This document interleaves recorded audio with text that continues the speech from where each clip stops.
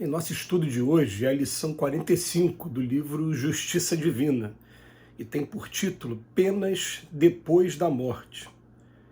Diante do antigo dogma das penas eternas, cuja criação a teologia terrestre atribui ao Criador, examinemos o comportamento do homem, criatura imperfeita, perante as criações estruturadas por ele mesmo. Determinada companhia de armadores constrói um navio. Contudo, não o arremessa ao mar sem a devida assistência. Comandantes, pilotos, maquinistas e marinheiros constituem a equipagem para que atenda dignamente aos seus fins. Quando alguma brecha surge na embarcação, ninguém se lembra de arrojá-la ao fundo. Ao revés, o socorro habitual envida o máximo esforço de modo a recuperá-la. E se algum sinistro sobrevém, doloroso e inevitável, o assunto é motivo para vigorosos estudos a fim de que novos barcos se levantem amanhã em mais alto nível de segurança. Na mesma diretriz, o avião conta com mecanismos adestrados em cada estação de pouso. O automóvel dispõe na estrada dos postos de abastecimento. A locomotiva transita sob trilhos certos e chaves incondicionais. A fábrica produz com supervisores e técnicos. O hospital funciona com médicos e enfermeiros. A habitação recolhe o amparo de engenheiros e higienistas. Em todas as formações humanas respeitáveis, tudo está previsto de maneira que o trabalho seja protegido e os erros retificados com o aproveitamento da experiência e sucata, sempre que esse ou aquele edifício e essa ou aquela máquina entre naturalmente em desuso. Isso acontece entre os homens cujas obras estão indicadas pelo tempo, a incessante renovação. Em matéria, pois, de castigos depois da morte, refletamos sim na justiça da lei, que determina realmente seja dado a cada um conforme as próprias obras. Entretanto, acima de tudo, em todas as circunstâncias, aceitemos Deus na definição de Jesus, que nos revelou como sendo o Pai nosso que está nos céus. Impressionante, mais uma vez, a capacidade do Emmanuel de criar telas mentais para a gente. A gente vai encontrar no Livro dos Espíritos, lá na quarta parte do Livro dos Espíritos, quando falar de eternidade das penas, vários textos e textos longos e até assinados pelos Espíritos, falando do quanto seria terrível e completamente contra a justiça essa ideia de eternidade das penas, de você ser julgado eternamente sem recurso por uma existência que você teve aqui na Terra, que seja cheia de dificuldades, cheia de equívocos, e você é lançado no inferno, onde haverá prantos e ranger de dentes para sempre, como se você tivesse sido renegado pelo Pai. Então, são espíritos respeitosos que assinam as mensagens e que vão mostrando para a gente que isso, nos dias de hoje, a gente já consegue, iluminado aqui pela razão e pelo bom senso, repudiar instintivamente uma ideia como essa. Como é que um pai de amor faria uma coisa dessa com sua criatura? Aí o Emmanuel vem fazer umas comparações com a gente. Gente, olha só, quando o navio é construído, tem lá toda a sua tripulação e também aqueles que são responsáveis por toda a parte técnica dele. Se dá algum defeito, o pessoal não deixa afundar, não. O pessoal vai tentar salvar de todas as maneiras. Mas se afundar, o pessoal vai continuar fazendo estudo, ele bota aqui os vigorosos estudos, a fim de que os novos barcos se levantem em mais alto nível de segurança, ou seja, para evitar que esse tipo de coisa aconteça no futuro. Emmanuel fala com mais detalhe do navio, para depois dizer que isso acontece com um avião, acontece com um carro, com um automóvel, acontece com os trens, com locomotiva. Depois ele parte até para a gente mesmo, a fábrica, hospitais, habitação. Em tudo é assim, em tudo a gente começa fazendo uma coisa e depois vai aperfeiçoando aos poucos, vai observando os defeitos e com o tempo vai corrigindo esses defeitos. E isso é sempre interessante de a gente analisar, a gente ficar vendo assim, peraí,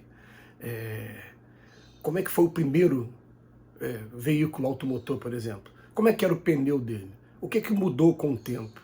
É claro que o egoísmo, a vaidade, o orgulho aqui do ser humano eles fizeram com que alguns equipamentos fossem muito mais frágeis para poder ter circulação no mercado, né? Mas isso tudo, com o tempo, vai sendo sanado.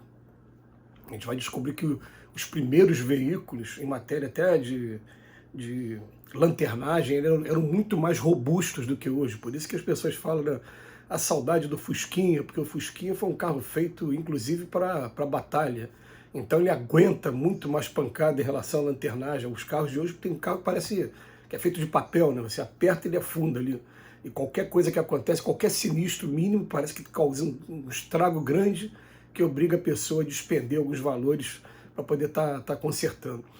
Mas, tirando esse lado que é humano, a gente está o tempo todo olhando melhor. Então vamos ver se o pneu como é que era, como é que passou a ser, como a gente saiu daquele freio, que era igual o freio de bicicleta, para chegar hoje nos freios ABS da vida, como é que a coisa foi aperfeiçoando. Hoje você tem o airbag para efeito de segurança.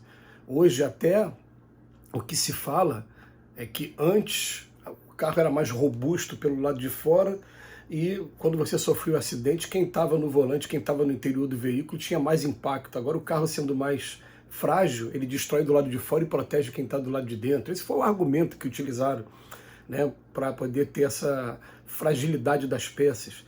Mas a gente vai percebendo que o tempo todo, com relação às invenções nossas, às criações nossas, a gente procura aperfeiçoar a cada dia o nosso trabalho, a cada dia os equipamentos que estão sendo utilizados. Emmanuel pega isso tudo para criar aquela imagem mental e a gente lembrar que, com relação ao ser humano, gente, foi o próprio pai que falou no Evangelho, gente, ó, vocês ainda sendo mal do jeito que vocês são. Se o filho pede pão, vocês nunca vão dar pedra para o filho, porque vocês amam o filho de vocês, vocês são mal, mas amam os filhos de vocês. Com muito mais razão, o pai que está no céu, ele atende. Então ele traz 3 figuras para a gente, né? Batei e abrir-se-vos-á. Buscai e achareis. Pedi e obtereis. 3 figuras para a gente falar. Pede, busca, bate na porta, toma a iniciativa, que as coisas vão começar a andar. E principalmente, vamos lembrar de uma coisa que, mais uma vez, a gente falou isso em vários estudos e vai falar sempre para frente. Existe inferno? Existe. Primeira resposta, existe. Segunda pergunta, o inferno é eterno? Depende do ponto de vista. Por exemplo, se você partir do princípio que pela pergunta 80 do Livro dos Espíritos a criação é permanente, tem espírito saindo da mão do Criador agora. Ele está saindo simples e ignorante, ele vai ter os erros dele também, vai ter os momentos dele de remorso, de tristeza, desse estado mental. Então, nesse ponto, o inferno seria eterno. Mas vamos fazer a pergunta correta? A gente fica eternamente nele? Claro que não. A gente não vai ficar eternamente dentro dele. E como é que a gente faz para sair dele? Vai condicionar algumas coisas. O arrependimento, o tempo que você ainda expia, sofre as consequências do que você praticou, até você ter a oportunidade de reparar o mal que você fez. Reparou o mal que você fez, bola para frente, caminho andado, lição apurada, aprovado, segue em frente. É assim que funciona a lei de Deus. Hoje, até mesmo os grandes teólogos, eles pensam muito e reveem muito esse conceito, né, de inferno eterno. Reveem muito. E eu já vi, inclusive, alguns sacerdotes, e quando eu falo sacerdote, eu uso o termo sacerdote em sentido amplo, não só na Igreja Católica, mas também nas igrejas protestantes. Por que não chamá-los de sacerdote também? São pastores, muda a denominação.